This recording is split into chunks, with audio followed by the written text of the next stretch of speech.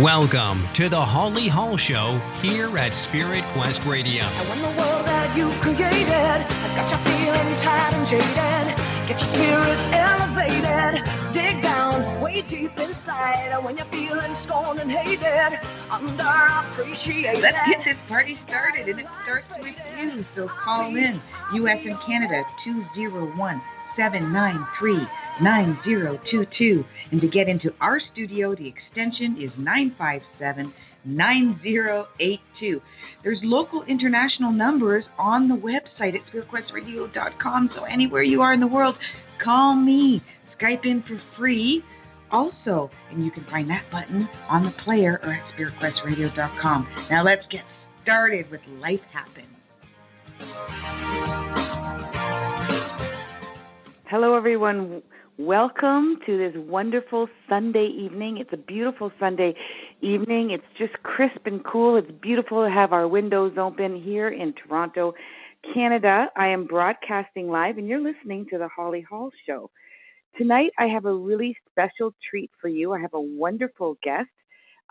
She is a doctor of psychology, but the interesting thing is she blends in Western philosophy and Eastern philosophy all wrapped up in her psychology degree. She's written an amazing book about parenting, and she is in the midst of about to publish another book. We'll talk to her about that in detail. If you want to call in and ask her a question about parenting, about the philosophies behind parenting, or even ask her questions about herself, please do call in at 1-201-793-9022, ID 9579082. So without any further ado, I will introduce to you Dr. Shefali. Hi, Holly. It's so nice to be here with you. Thank you so much. Thank you so much. You know, we had a little chat this afternoon, and I discussed with you. Most of my listeners already know that I'm not a Buddhist. I never proclaimed to be a Buddhist, but I study it. I study the meditations. I love the philosophy. I have a very scientific mind. So it's probably one of the reasons why I like the philosophy, because it does work so much with the mind-body connection and how our thoughts are so powerful and how it affects our lives and our thought process. Right. And I understand that you are born and raised in India. That's correct. And then I came to study in California, and I completed my master's and then went on to complete my PhD in New York in clinical psychology. But as you mentioned before, my current practice as a psychologist integrates not only Western psychology, but also Eastern philosophy, particularly mindfulness. And, what I try to focus on is helping families and individuals heal themselves from within, using both an awareness of their psyche, but also present moment awareness and mindfulness in the moment. Now, do you find that your Western clientele, patients, are they accepting of this type of practice of being mindful? I can't say it's for everybody, but definitely there is such an open receptivity to this kind of work. People, I think, are ready for a different kind of consciousness, a different approach to consciousness. And I see that in my practice. People are readily embracing of new ways to relate to themselves and others. And this approach is really, as you said, so scientifically and practically feasible for everybody. It speaks to how we can be more awakened and aware in our bodies in the present moment. So what better gift can we give ourselves than the gift of appreciating our lives and our beings and surrendering to the present?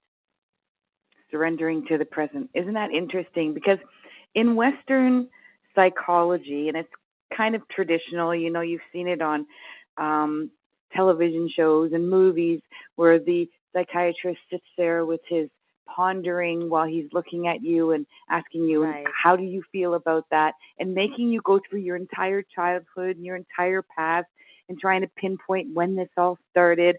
And Right. I do know that there are some newer age, however you want to call it, psychologists or therapists that don't even want you to go back to the past. They want you to be here and now, and because we can get trapped in the past, especially in Western society. Right. We can get so Well, trapped in the past. exactly. And the approach I try to focus on is one that neither speaks of the past or present in dualistic terms or in any sort of aversiveness, because any expression of the self, whether mired in the past or in the present, is just a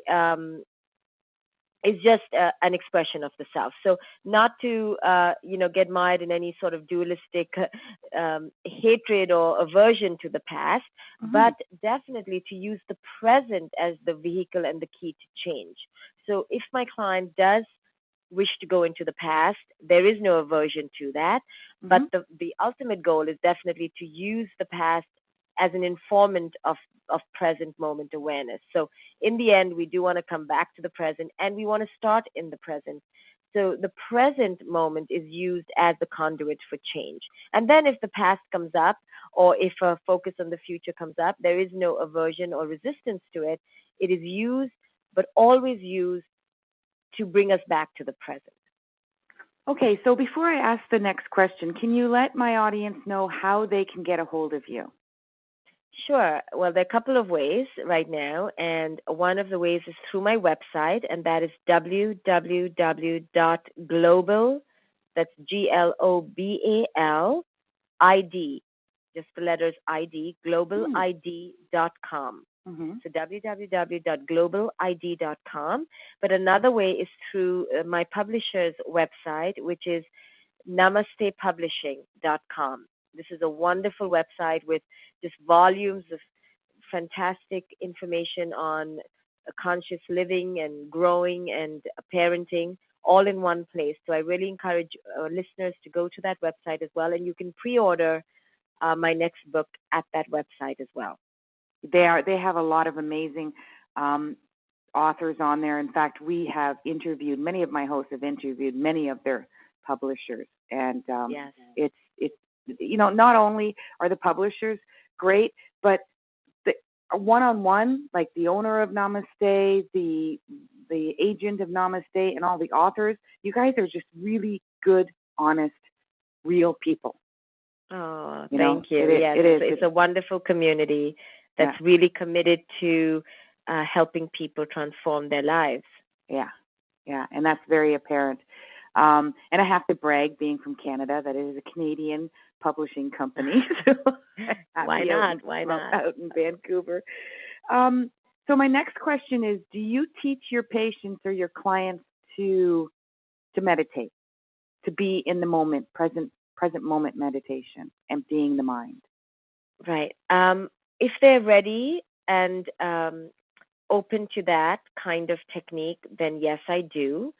However, even if someone is not, absolutely ready to close their eyes and turn inward, I still do introduce present moment awareness simply in the way we talk, in the way we use the past, in the way we use hopes for the future. All of it, as I mentioned before, is always focused on bringing us back to the present.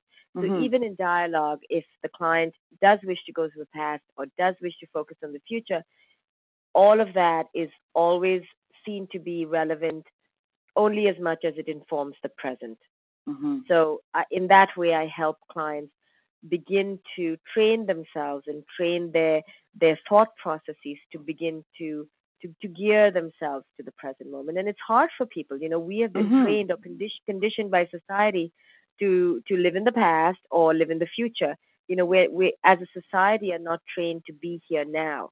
And as parents, we seem to forget how to engage with our children with a complete and absolute engagement in their beings in the present moment. And so it's wonderful training for everybody to become more alive and awakened to their own lives.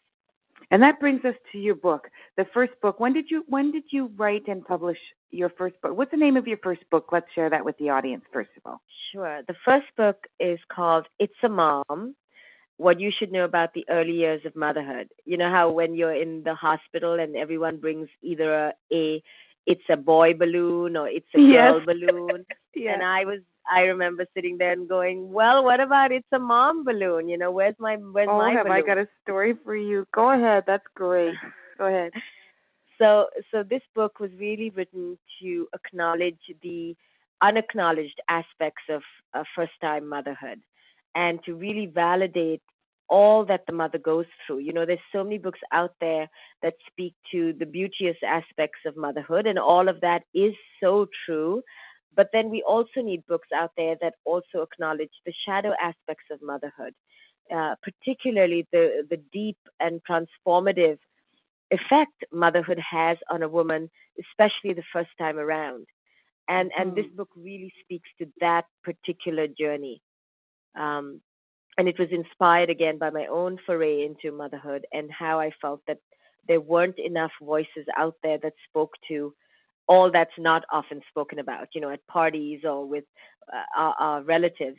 I wanted a book out there that gave voice to the darkest fears mothers have and the unacknowledged aspects of their own psyche that they didn't wish anyone to know.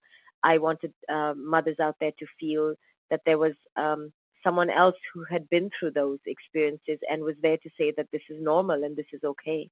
So what is an example of one of the darkest fears of motherhood? Well, I think one of the darkest fears, and I've heard quite a few women speak to this, is just when you reach that point when you just feel you can't give anymore, and you can't do anymore, and there's absolutely no one you feel that you can trust to speak that to. When you just feel helpless and that you just can't, there's nothing in you to give anymore. And mothers usually reach that place because they've allowed themselves to go for so many months unacknowledging that they do have limitations and they themselves need to be filled as well. And especially as first time mothers, we feel like we are just elastic beyond belief and we can keep giving. But then there does come a point when we need to say, no, I cannot give to even my baby anymore until I first give to myself. But that is often seen as blasphemous, at least to the self. Our super egos are so on overdrive. We must be the biggest, the best, the most perfect, the most giving mothers, that we don't acknowledge to ourselves that there's a limit to that, and that's okay and that's healthy. And in fact, perhaps the only way that we can then keep giving to our child. So I have a question with you, since you have an experience with Western and Eastern culture. In Western society, where divorce is quite prevalent, there are so many mothers raising children on their own. Yet, when you look in history, at least in Western history, even though there were parents that were still together, a lot of mothers still raised their children on their own because the father or the husband was away working to provide an income for the home. So sometimes I think it might be a bit of a myth, but still there is that support that there's somebody there and there's somebody that can provide you, or at least help provide you with putting food on the table and whatnot. In your culture, are fathers very present with the upbringing of children? Well, now you're going to get me into trouble with all the men I know from my culture. But I think I've given away my the likelihood of my answer, at least, which is to say not necessarily. And part of that is just a cultural conditioning. Women stay at home, and I'm making broad strokes. So if anyone has 10 exceptions to this, I completely understand. But just there's broadly many cultures speaking, that are like that. Right. Just broadly speaking, the men leave the house and they work. But growing number of Indian women are leaving the house and working as well. What is unique perhaps about cultures like India is that collective support system That's my next definitely question. there. We don't have that here either. Right. So I was Right. going to ask you if at least the women are work together and help each other and support each other emotionally and physically. And Well, I don't know about emotionally. I think, also in those kind of cultures, the expectation on women is unbearable at times. And women often put the greatest expectation on each other and the greatest pressure on each other. But well what said. perhaps that woman may have, and again, this is very broadly speaking, is that just that larger kinship, that support circle, the mother-in-law, the sister-in-law, or the sister, or the mother. I mean, people kind of stay more connected there. So you have Family. more options for support. Yeah, that is definitely vibrant and stronger. But again, there are many exceptions to that rule. But and also the dark side of that is what I just alluded to, that inordinate pressure we women put on each other. I stayed at home and I breastfed my child for 5 years. So why can't, or not 5 years, 2 years. So why can't you? And there's a lot of judgment that unspokenly gets passed around simply because women have kind of exalted their role of motherhood to the extreme often.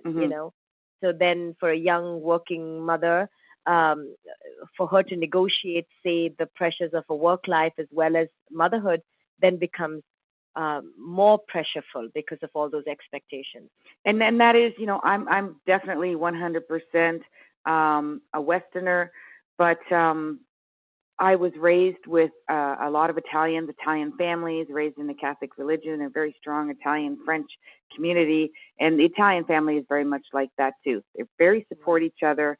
They have your back, but behind closed doors, one's nattering about how the other one shouldn't be doing this and should be doing that, and everything else. That's just the shadow side of every close relationship, right? There's that inordinate pressure that comes from close scrutiny, which is you can't escape from. So they both come together. You get the intrusion, but then you get the support.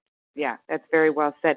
We do have somebody on the switchboard. I just want to remind them, if they press *9, they can raise their hand if they would like to have a conversation with Dr. Shefali or ask her a question. The next question I have is, what makes this book on parenting different than any other book? Sure. So the second book that is about to be released with Namaste is called The Conscious Parent, Transforming Ourselves, Empowering Our Children.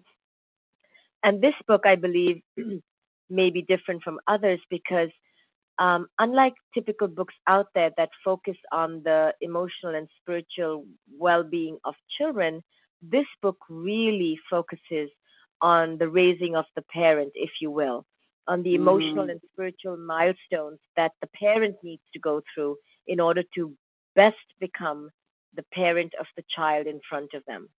And it really speaks to the spiritual development of the parent and how the parent can elevate their consciousness through the parenting journey. So the child then begins to be seen as a spiritual teacher of many lessons that the parent needs to learn and inculcate in order to become a better human being. And isn't that so true? Because my daughter is just turned 11, and she is my greatest teacher. And I think that is, in most cases, like, of course, we do want to feel that we can nurture our child and help support our child and raise our child and teach our child things. But I think the greatest opportunity is to see what sides of you are being exposed because you're a mother that you've never witnessed about yourself before you were a mother. Absolutely. Yeah. And people always say, I've got so many demons in my closet and I don't think I can become a parent. And I always say, even if you had no demons, you don't even know what's about to pop out till you become a parent. Clue. So, better to embrace them and be aware of them than never to be aware of them. So our children bestow us this inestimable gift by truly being the mirrors of our shadow sides, our silent sides, and sides that we have not yet discovered, both good, bad, and the ugly. So this is how our children can, usher us to a higher consciousness if we allow them to, if we are open to them doing so. Mm-hmm. Mm-hmm. Well, you know what I'm going to do is I'm going to ask my producer to take this caller and see if she or he has any questions, because I can see that she or he has Skyped in, and sometimes pressing *9 is not always that easy. So as soon as he does that, he'll let me know in the chat room here. Sure. Okay, so I wanted to share quickly a story. And listener, if you do pop in, just say hello, and we'll talk to you. Okay, hello. You're listening to the Holly Hall Show. Do you have a question for Dr. Shefali?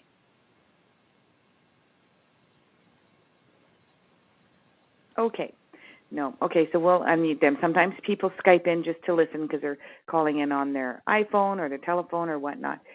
So that's great. The story I had to share with you was, I wasn't a mother until I was 36, but I had a very close friend in my late 20s that became a mother. And when she first had her first child, I went into the hospital, and of course I gave the little basket for the baby with all the little baby toys and baby stuff in it. But I also handmade her. I'm a very creative, crafty person, so I handmade her a T-shirt that I knew it was painted, and I knew it had all the stuff on it that she wanted. So I put that in a little bag and gave that to her, and I said, "This is a gift for you." And she opened it up, and she saw the T-shirt, and she saw it was just for her, and she started crying her eyes out. And of course, we're a little bit emotional after we have a child, Right. with the hormones going, and she just started blurting out, "Oh my gosh, I can't believe you got me something. Nobody gives me anything. Everybody gives the baby something. Everybody wants to know how the baby's doing." She just went on and on. Like, it was a great release for her, right? And I was so happy because that was my intention. My intention was to acknowledge her as a mom, was to acknowledge her accomplishment, because I'd seen her through her 9 months of pregnancy. I known what she went through trying to get pregnant, and this was a big thing for her. It was about her as well. Absolutely. And the more we women can support each other with the understanding that we know how hard it is for us to, not only house this being within our bodies for 9 months and watch our bodies become unrecognizable to us, but also what a toll and effect it has on our psyches. The biological connection we share with our children can simply not be compared. And the effect it has then on our beings and every intrinsic part of ourselves is just inestimable. And we need to acknowledge that for each other and support each other, validate each other's experiences, no matter how different they may be from our own. There is no perfect way to mother or parent, and there is no ideal out there.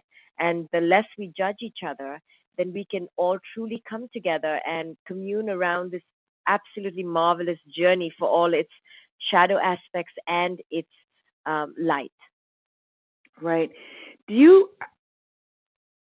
you give me an example of why you feel that women, I have my own concept of why women judge each other. Do you want to share yours first? Okay. Since you have it readily available, and then I'll share it. I do. I think it's a competition to feed our egos, to help us feel better about what we feel we're lacking. Right, exactly. I agree. I was going to say because we're just insecure. Yeah. Because when we are insecure, that is when the voice of judgment rises. So, and we wish to compare or equalize the playing field. Yeah. And when we feel lesser than, then we need to feel greater than so that we can match the other. Exactly. And I agree with you. But it's we women who torment each other. The men are not doing. I don't believe the men are doing this to us. No. It's like how when you get ready for a party, you're really dressing for the women. Mm-hmm. It's we who put the most pressure on each other, trying to outdo each other. But yet, I will also say that we women have the potential to be each other's greatest supporters. I mean, the greatest support in my life comes from the women in my life, and so we can be both. We have the potential to be both. So the first book I wrote was just to remind us women to harness the power we have for the collective good, and to remember that judgments hurt us all, and we all drown with every judgment or stone cast on another. Right. Right.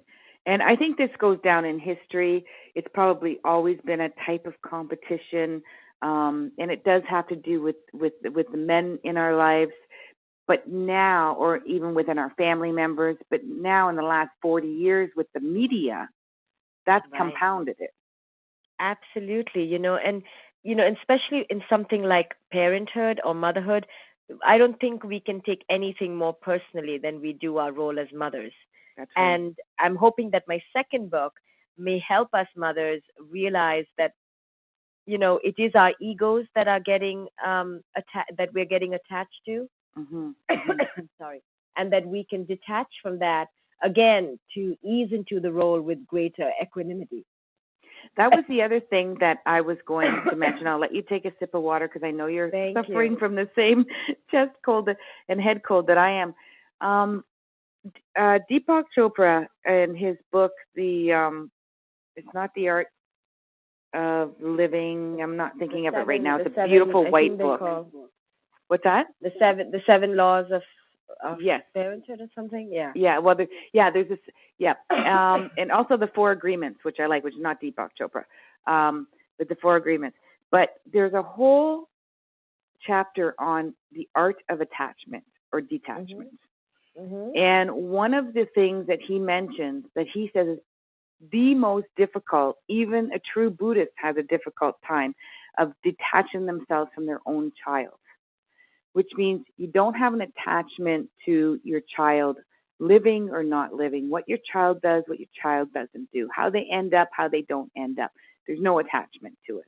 And of course, any parent would go, oh, of course I care. There's a difference between caring and attachment. Exactly. And I'm hoping my book can illuminate the difference a little bit as well. And whenever we say the word detached to parents especially, they take it to mean that, what do you mean? How can I not care? How can I not love? And like you said, there's a big difference between caring and loving and attachment. And what I could say to that difference is that attachment of the ego is for our need, and care and love is to serve the needs of our child. And that's the difference.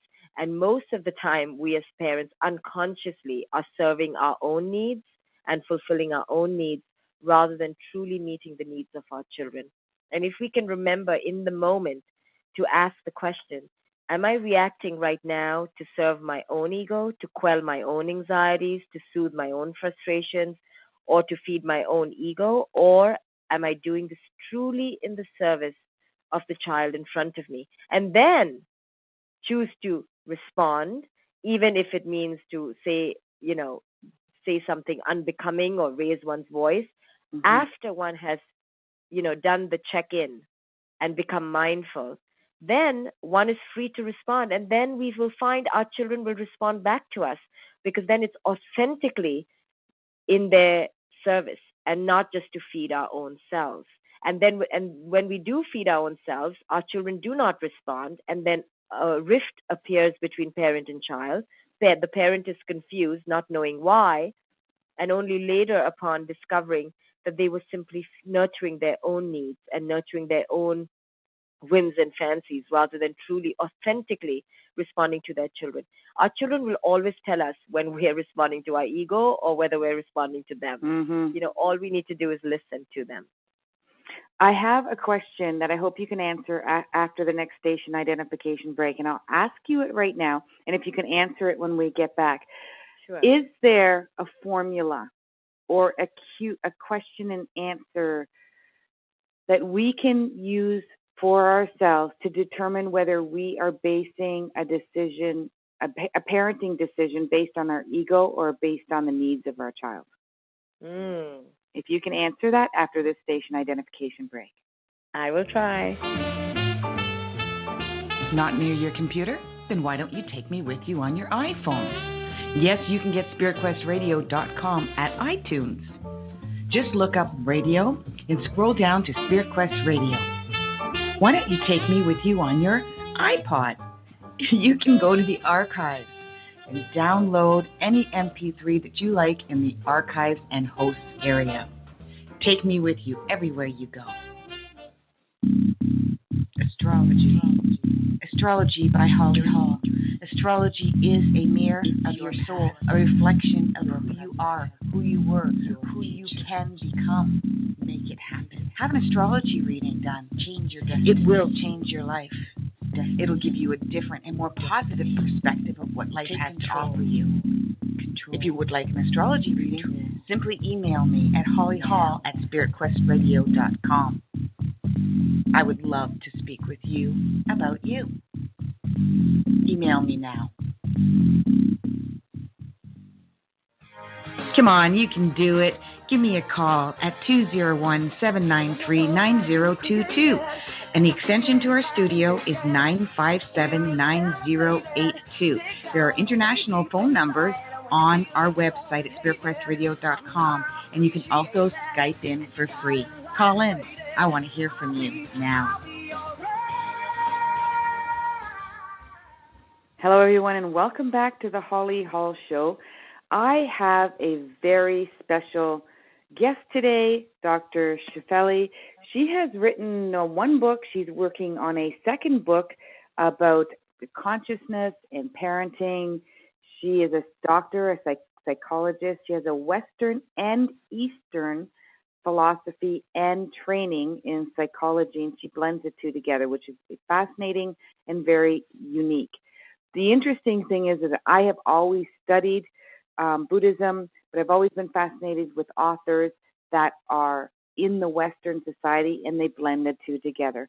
Most of my listeners know that I'm an astrologer, and I do the same thing. I blend in Western and Eastern astrology. So that's quite interesting. But before we left for our station ID, I asked Dr. Shefali a question, and what's your take on that? Well, so you were asking if there's a way parents can do a check-in or have a toolbox that would allow them to know if they were operating from their own ego state or truly responding to the needs of their child, correct? Exactly. Mm-hmm. Well, so there are no easy answers or quick and easy, tools that I can give. However, to break down a very complex lifelong quest for self-awareness into a few easy steps, I will say that to begin this path, parents need to first become open to the possibility that their ego will always, to some degree, be in operation when they're interacting with their children. Mm-hmm. This awareness in itself, a true awareness, not an intellectual understanding, but an experiential awareness of one's ego in operation, this awareness will in itself bring about a shift in how they relate with their children. Because when we are aware, moment to moment, that the ego is going to rise up at any given point, or the ego is already in operation, then we will pay attention and be mindful and discover ways to quell the ego and step aside from the ego, detach from the ego in the moment, and it's hard to say how one does that. Mm-hmm. Awareness does that. Awareness burns through ignorance and creates the possibility for change. So detaching from the ego, watching it as it rises in the body, and then stepping aside from it to then tune in to where one's child is. Truly listen, awake, open-eyed, open ears, open heart, and truly engage with one's child.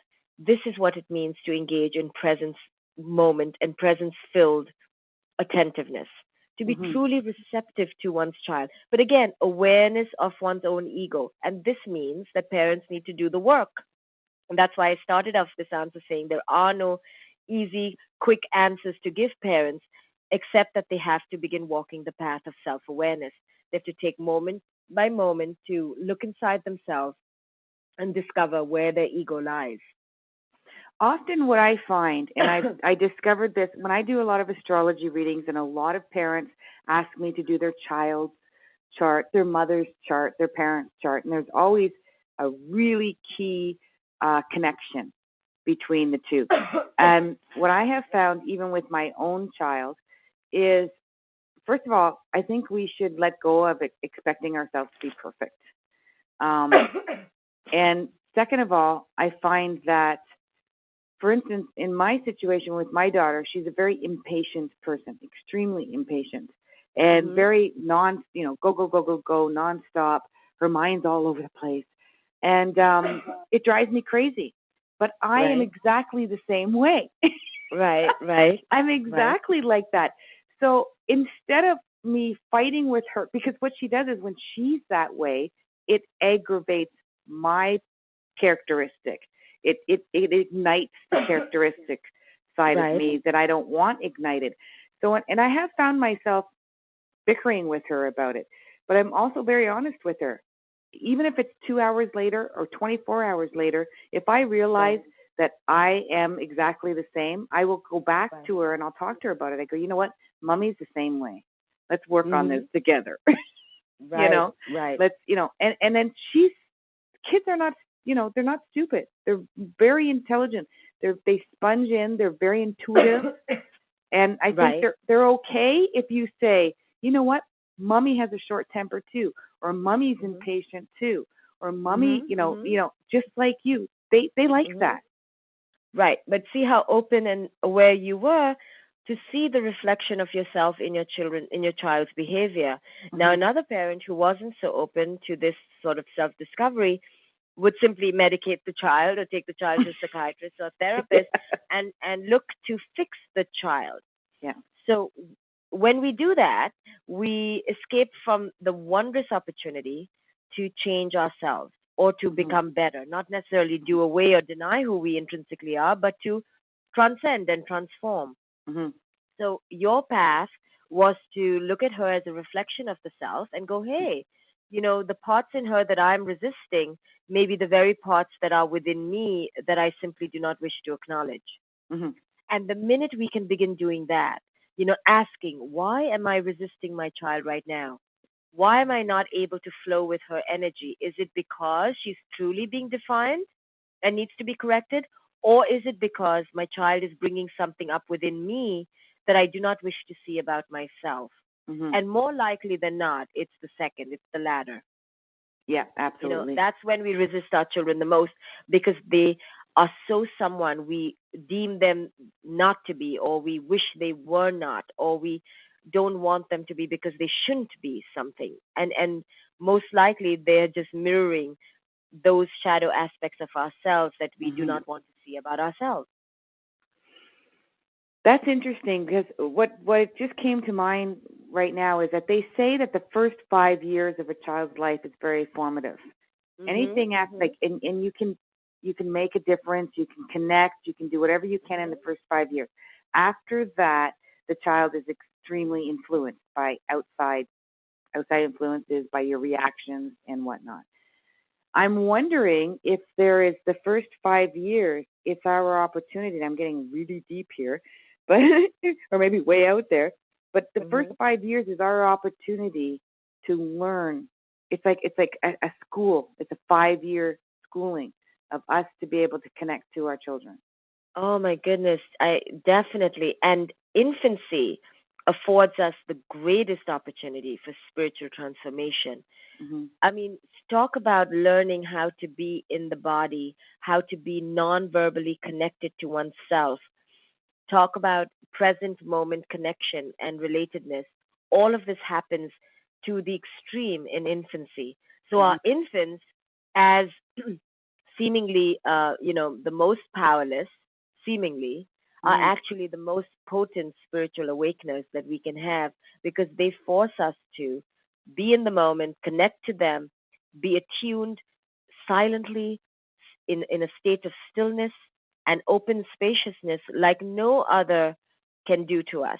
Right. So I often encourage parents who have infants to use that time of seeming vegetation to really dip into the deeper self and rise up to a higher consciousness, because our infants really will allow us. They are the greatest portals for our increased consciousness. I love that word, portal. That's perfect. That's perfect. in your work, I'm hoping that our listeners, this is archived in the archives as of tomorrow. Of course, today is September 12th, but this will be rebroadcasted for several weeks. And anyone who's listening at this point, I want everyone to acknowledge how important Dr. Shefali's work is. Your book, especially with conscious parenting, is so important because children, and we've said this in the past, it's very cliche, children are our future, but I think it's more so now because we're, as a collective, as a society, we're more conscious, right? We're so much more not into, grow the crops on the farm and make sure the houses are being built and you pass on your homes to your, we're more in a spiritual realm, and we're so much more separated because of divorce rate and people moving to other different countries and being raised far from their parents or leaving their parents at a young age, 18, 19 years old. You're leaving your family from India or China and you're moving to wherever. And I think it's really important that the children that we raise have this consciousness that they are able to make a huge difference. And we're more aware. We have more time to do that. We really do. We're not raising 10, 12 children. You can say, I'm working, 8 hours a day, and I have to keep in contact with my friends. I got movies to go to and clothes to buy.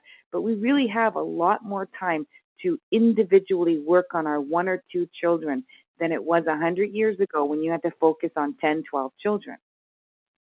Right, and I agree with you that it's time for us to take this endeavor very, very seriously. And it's not that we have not taken parenting seriously, but perhaps now we need to take it seriously in terms of our own spiritual evolution and really allow this journey to usher us into a greater attunement with our own being so that then we can rise up and be the parents we were meant to be for our children. It's time for us to become extraordinary human beings and not just focus on our children being extraordinary. We need to become extraordinary for the greater good of our children.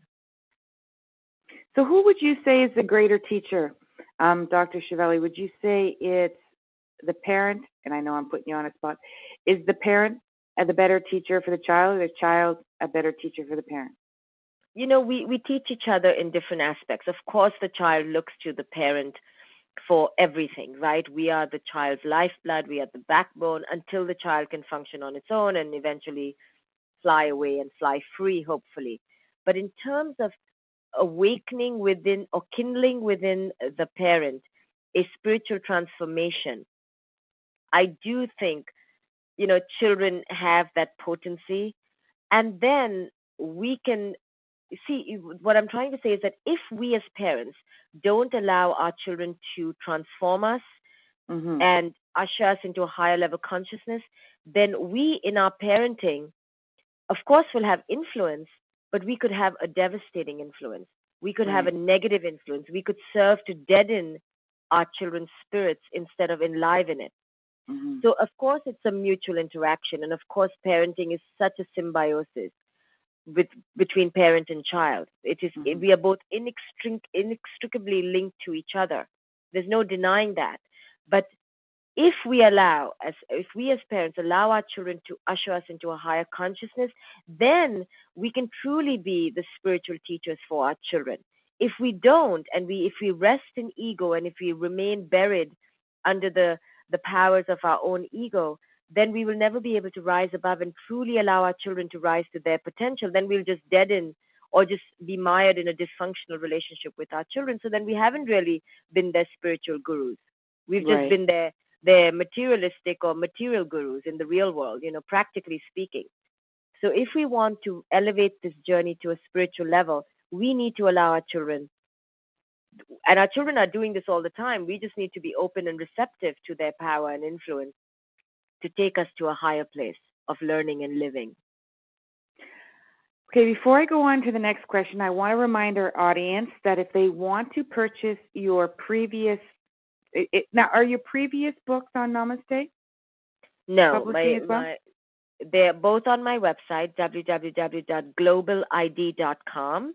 But the new And through book, my website, you can go to Namaste Publishing or directly go to namastepublishing.com. It's a wonderful website, as Holly's talked about, with mhm. a wealth of other authors as well who talk about spiritual living and consciousness. So you can go to namastepublishing.com or globalid.com, and you can get both books on my website or pre-order the current book, The Conscious Parent, on the Namaste Publishing website. Well, I want to remind everyone that all of this information will be on my page on Holly Hall on sqr.fm. Just go to host and find Holly Hall, and you'll see all the information on there for Dr. Shefali and her books. I think what I would like to end this, we have about 10 minutes left. What is your story? What motivated you, inspired you? What happened that had you write about this, get into psychology and write about parenting and conscious parenting? Well, I only really delved into this part of the psychology of humanity upon becoming a parent myself. I was just so struck at how much I had to transform in order to meet the needs of the being of my child that I just knew I had to write about it.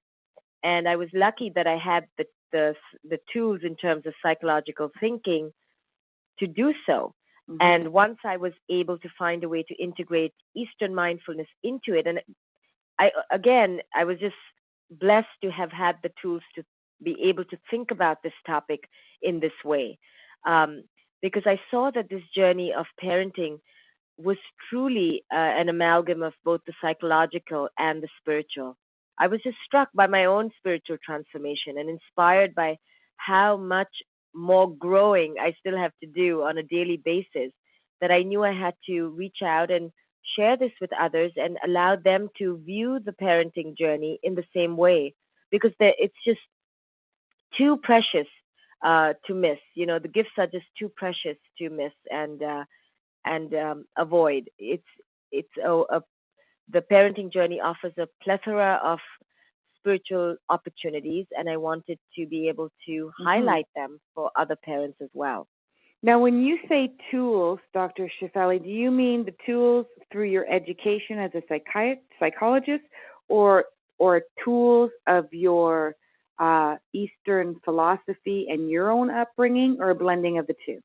I think the blending of both, because as I said, I saw that this journey was both psychological and spiritual. And I was just lucky that I found a language that spoke to both. I had my Western psychological training that allowed me to have insights into the developmental needs of the child. And then I had the Eastern spiritual training, which allowed me to understand how the ego was in operation and how consciousness allows one to shift in one's dynamic with the other. So It really was a mix of both that allowed me to come up with this book. And when I proposed it to Namaste, they were so receptive, and they have just been able to help elevate this book to the level that I hope it's reached, and others will be able to, take something from it.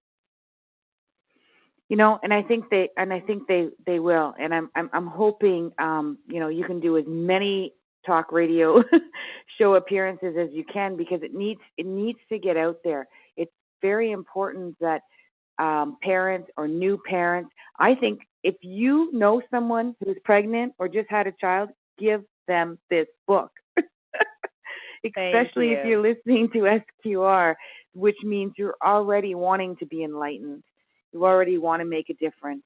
And I think that's very important. It is. I don't think I'm afraid to say that it might be before your time. I think that some parents, especially in Western society, still need to get up to speed to how important it is to know more about themselves to be a better parent than it is to what kind of formula should I buy?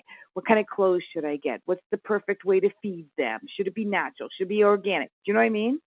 Right, It, right. And exactly, and when parents come to me in therapy wanting the latest, technique to fix their child or to discipline their children, I say the same thing, that all of that is secondary to the relationship, and the relationship can only be authentic when the parent is in touch with who it is they intrinsically are. hmm So Now, you're I absolutely have another last question for you.